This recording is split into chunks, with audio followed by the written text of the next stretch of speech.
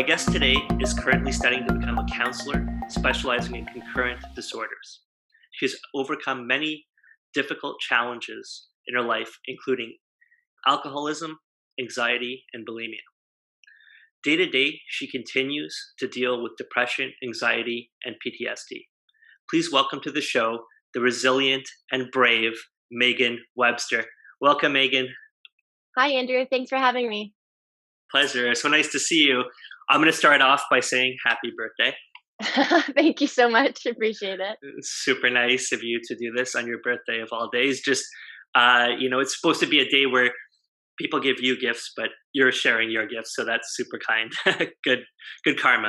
Okay. So why don't we just start off with, telling the listener a little bit about yourself and your challenges and kind of where that all began for you. Well, my road to recovery has been a fairly long one. Most of the things that I've struggled with have been about a 15-year time frame. As a child, I had pretty bad anxiety, dealt with some depression when I was in my early teens. Later teens turned into an eating disorder. That was a fairly serious medical condition on and off for many years. I required hospital admissions multiple times as an inpatient. And that kind of stipulated my life for most of my adult life up until 2017. Same kind of time frame for my alcoholism. Prior to this year, I probably would have called it alcohol abuse or being a bad drinker, but that's really not the case. I did go to a detox center in January, which kind of changed the shape of my recovery path. And I'm currently 2 months sober, and I'm really proud of that. Wow. Nice. Congrats on that. That's Thank you. good stuff. I look at it from my, perspective, I know some of it's like hereditary, right? Am I correct in saying that? Sometimes it's just being your genetics. It is. Many people in my family have struggled with alcoholism and addiction. I wasn't really aware of that until last year without my immediate family. Both of my parents struggled with alcohol actually kind of before I was born. My mom was hospitalized in an institution when she was about my age. My dad started struggling again after 17 years when my parents split up. So my firsthand experience with alcoholism was actually my father. I kind of have seen both sides of it. I've seen it from other people, also friends and family. And then, of course, it translated into myself when I had enough awareness and I was brought to light for me to get some help. Hmm. Yeah, nice. So that's, hopefully you can break the pattern. So one day, if you have kids, they they don't have to, you know, go through that. Absolutely. It's a big pushing force for me. Knowing my dad is sober is obviously a great motivation. And my mom's in long-term care for dementia, early onset dementia, and the doctors consider it alcohol induced. So those kinds of things are pretty powerful pushes forward to find recovery, however that looked. If you could go back and if it's hopefully not too personal, what started it? Like, how did it start on? How did you start on that path? It was like with the wrong friends, or just the first time you tried alcohol, you were like, oh my god, this is so good, or like what? Like, Um, I I used to call myself like a weekend warrior. The community that I kind of grew up in, everyone was kind of like that, so it didn't seem to be much of an issue. However, I've always been, not a great drinker. My drinking kind of persona was a blackout drinker, so that was a consistent trend. But I, for whatever reason, believe that that's what everyone kind of went through. So that started super young, like back in high school. I started in the restaurant industry around the same age, 14, 15. I started out in breakfast places, and by 18, I was working in a bar. Left home super young from my parents' divorce. So I was 15 when I left. So I was living with someone 15 years older than me. She lived a party lifestyle. So I was kind of introduced to that. And then working in bars for me was like so exciting. And like, everyone rewards themselves at the end of the day by coming into the restaurant and having a drink or multiple drinks and cheers and those sorts of things. So I was introduced to that lifestyle, and not knowing, my issues, I just kind of thought that was normal. So again, not a lot of people drank like me, but I kind of would find the people to party with. Like there was always seven nights a week to go out with. And I consider those people my friends for a really long time, like whoever they were, wherever we were going. So it was an exciting lifestyle. I think that was very attractive to me. Not really having that great of a family dynamic for most of my teens, unless I was not doing well with my eating disorder. I didn't really have a lot of connection there. So living life very self-willed and like self-reliant. So I kind of just had like my own way of doing things and I just assumed that I was doing them right.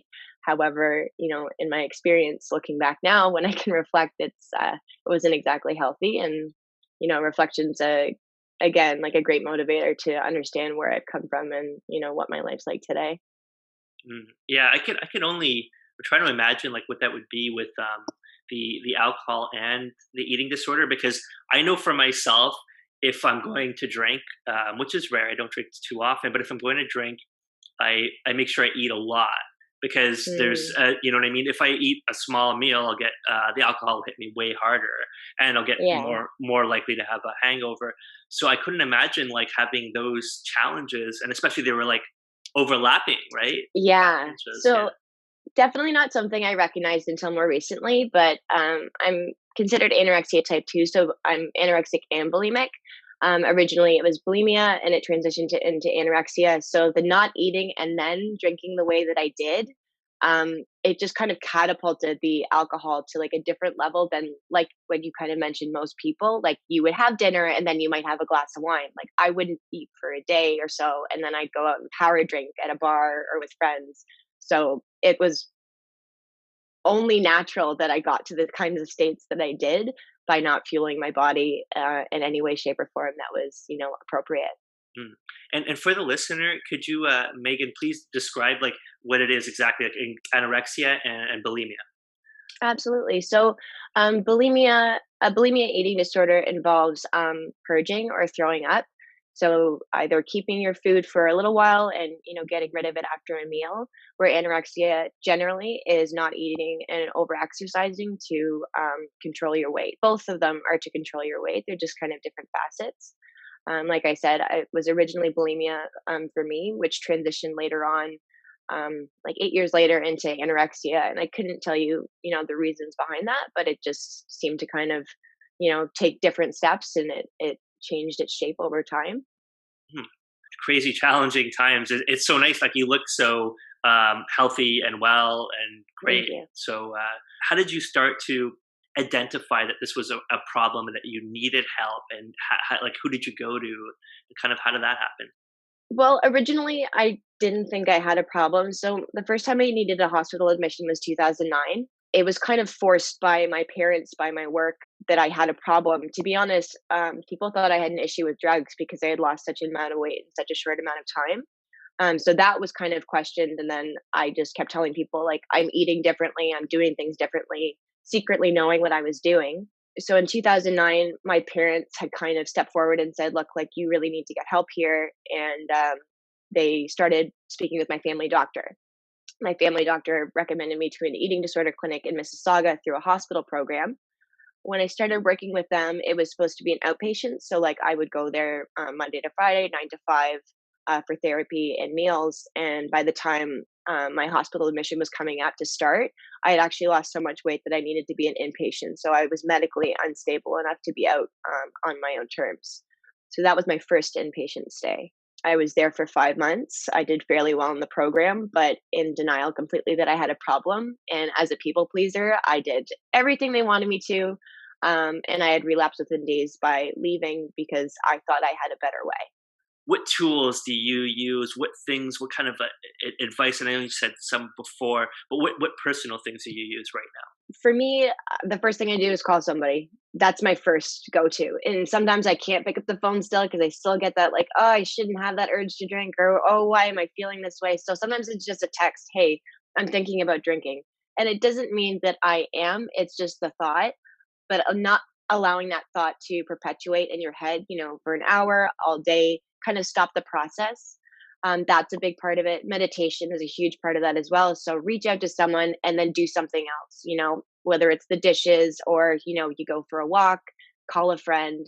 A lot of it'll be different for everybody. now? The last thing I wanted to ask you is just about you're in school and what you're studying right now to be a counselor. If you want to talk about how that's like kind of brought you full circle to here. Absolutely. So, in my past experience, I haven't been very successful at school. Drinking was a huge factor in that. Not really caring and having too much of a foggy mind, and drinking being on the forefront. It was way easier to make money in a bar or a restaurant than it was to go back to school. This is now my fourth college since I was 21. I've not completed a program as of yet. This one's a little bit different for me. I spent about 8 months looking for a program that combined both of my issues. Being in and out of the medical system for so long now, the common themes seem to be that they could help one but not the other, or they could work on the eating disorder but not the depression. So it was very kind of compartmentalized. And until I got to there was one hospital program. I need to be clear that there are programs out there that do concurrent disorders and they are integrated systems, but they're rare. It's still a systematic problem. And I speak to a lot of people in recovery from many different issues these days. And the common theme seems to be you'll start with your family doctor, but then there's that 9-month wait list, or you'll start with a therapist, but you only get to see them once a month. So there's kind of those holdbacks that will stop people from really working on their recovery or being able to work on their recovery, which is really frustrating and it can kind of be a deterrent. I have that experience. So I found this program through CAMH in Toronto, and it's actually through the University of Toronto. It's a concurrent disorders counselors program that's kind of multifaceted. That can be depression, anxiety, bipolar, schizophrenia, eating disorders, addiction, substance use, you name it, any kind of illness that's concurrent. So it means it happens again and again and again on a different timeline. And both of my illnesses are that. So being in recovery from both of them now and having the experiences I've had, good and bad, has kind of given me a desire to want to help others that have struggled with things like this, that has been kind of on their life timeline, that it's kind of kept cropping up, and finding solutions to help people find an integrated program. So I'm not sure where my course will take me. I would imagine after this, I'll probably take a social sciences or maybe an addictions counselor's course. There's actually no such thing as an eating disorder counselor program in anywhere that my research was, in all of Ontario, Canada, anywhere online. So concurrent disorders was the closest thing that I could find that was kind of a broad spectrum to help kind of all the illnesses I've experienced and understand as much as I can. So I do hope to help others in multiple ways. That's why I post the way that I do to social media. That's why I invite open conversations. That's why I'm talking with you today. And that's why I'm doing this course. So I think that's amazing. I think it's wonderful what you're doing. And I think that, I would love to have another follow up with you when you're done and through the course. And I think that you'll be very, very successful at helping many, many people. And I wish you like constant, strength. And I hope you stay, I have so much confidence in you. I think that you're going to be just okay. And you're going to get through these challenges. And you seem very intelligent and you seem very strong, and it's every time you get beaten down, it's like you get a little tougher, right? So I think that absolutely you got that grit and you got that strength. So with that, on the last thing, I just wanted to ask you this last question. Is there anything else that you'd like to share with the listener, something important to you or something people don't ask? Absolutely. I know recovery can look a lot of different ways, and something that kind of really helped me through, like in my really dark times, I followed some strong people on social media and I watched them succeed in one way or another. And however your recovery looks, however long the road is, however difficult it is, no matter what steps you took to get here, be proud of where you are. Whatever experiences you've had in your life, painful or positive, are lessons and blessings, and they've made you who you are today. So if you're struggling or think you can't make it to recovery, you absolutely can. Like, I was one of those lost causes, and I can stand here today saying that my life's changed a lot by finding my own way of recovery. And however that looks for you, be loud and proud about it. People need you. Okay, well said, Meaghan. Well said. So with that, I'll say thank you and wish you a successful and peaceful mind. And just beautiful, beautiful message. I really appreciate your time. Thanks for having me, Andrew. This has been wonderful. I really appreciate it. Okay, bye, Meaghan. Bye.